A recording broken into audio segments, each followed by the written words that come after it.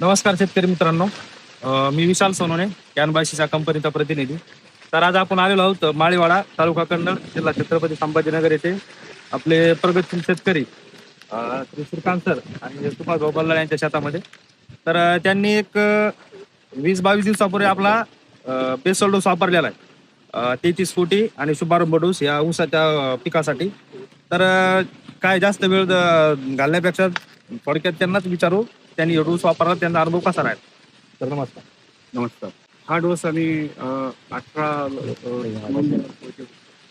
टाकला आणि आम्हाला आमच्या सोनवणे सरांनी सांगितलं होतं की याचा रिझल्ट 15 दिवसानंतर आपल्याला कळेल.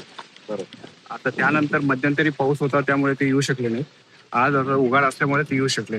तर हा त्याच्यानंतर 7 दिवस अजून त्यात झालेले आहेत. तर त्याचे पूर्णपणे ते खत त्याला भिंडलेलं आहे, अप्लाय झालेलं आहे. तर त्यानंतर एक असं जाणून आलं की ऊसाच्या पानामध्ये एक ग्रीनरी वाढली त्याच्यात, म्हणजे ज्याच्यामुळे ते फोटोसिंथेसिस इफेक्ट चांगला मिळेल आणि ऊसामध्ये वाढ जी पूर्वी होती त्यापेक्षा चांगली झालेली आहे. आता पूर्वीचा जर विषय जर तुम्ही विचारला तर त्यावेळेस काय हा ऊस आमचा विचार होता की हा काढून टाकावा पाहिजे, याच्यापर्यंत आलो होतो.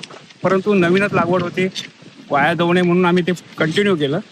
आणि मग मध्यंतरी हे सोनवणे आणि आमचे बहुमुलीचे अनिल वाघ भेटले आणि त्यांच्यानंतरच आमच्या शेतावर आले होते. मग आम्ही असं डिसाईड केलं की आपण ते वापरू आणि मग त्याचा रिझल्ट बघा आणि मग नंतर ठरवू.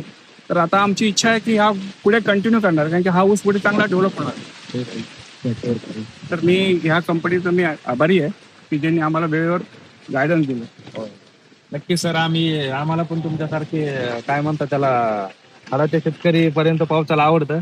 आणि सरांचं स्वतःचं क्वालिफिकेशन सर MSc कशामध्ये झालेलं असेल? MSc रसायनशास्त्रामध्ये झालेलं आहे. त्याच्यामुळं सरांकडून आम्हाला खूप काही त्यांचा जो अनुभव आहे आमच्या खूप उपयोगी.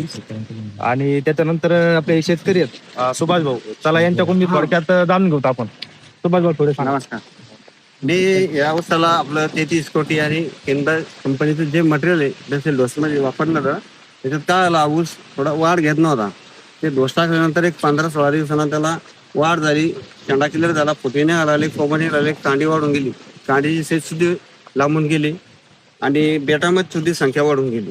बरोबर. त्याच्यामुळे मला त्या डोसचा चांगला रिझल्ट आला. चांगला आला. बरं, आता आपलं जे बाकी क्षेत्र आहे त्याच्यावर आपण आता वापरणार. हो, वापरतो. बाकीचं भाजीपाल्याला वापरतो. अच्छा, बाकी.